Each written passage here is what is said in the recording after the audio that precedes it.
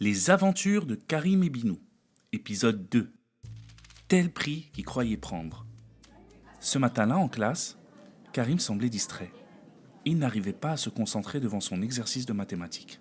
Vous n'avez plus que 10 minutes pour terminer votre problème. Répliqua Madame Tronchida, sa maîtresse. Depuis la disparition de son papa l'année dernière, Karim n'était plus aussi attentif. D'ailleurs, ses camarades de classe le surnommèrent « super rêveur ».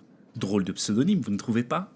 Mais ce lundi matin, notre Karim était plus songeur que d'habitude dans sa classe de CM2.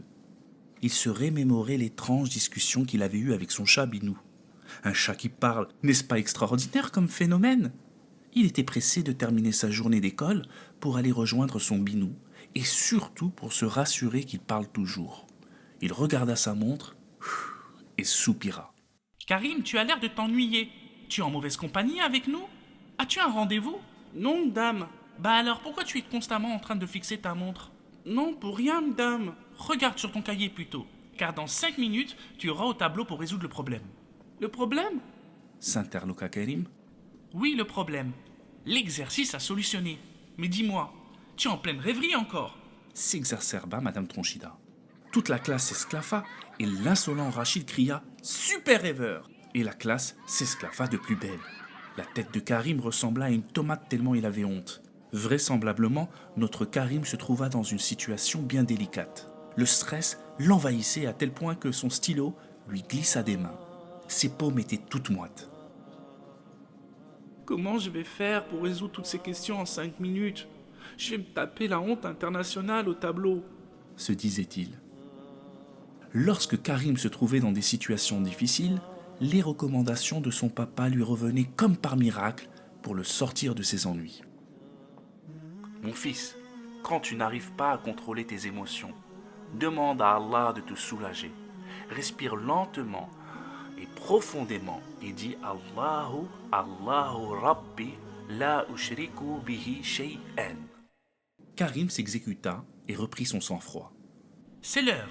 Posez vos stylos et Karim prend ton cahier et vient au tableau pour répondre aux questions. Grogna Madame Tronchida. Notre jeune garçon, tête baissée, se leva de sa chaise et se dirigea vers le tableau tel un automate. Il prit tout son temps, car il n'avait pas encore résolu les 4 énigmes du problème. « Courage, Karim !» lui susurra Céline. Tandis que les canailles de Rachid et Thomas ricanèrent pour le déstabiliser, Karim prit une grande respiration et se saisit du feutre d'ardoise. Il se mit à lire à voix haute l'énoncé du problème.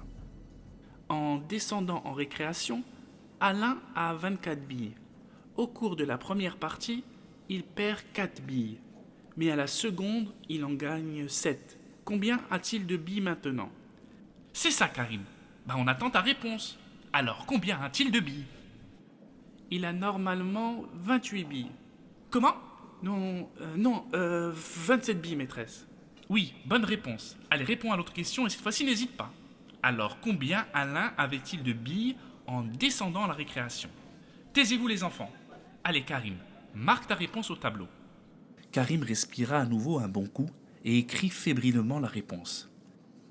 24 billes. Bonne réponse, Karim.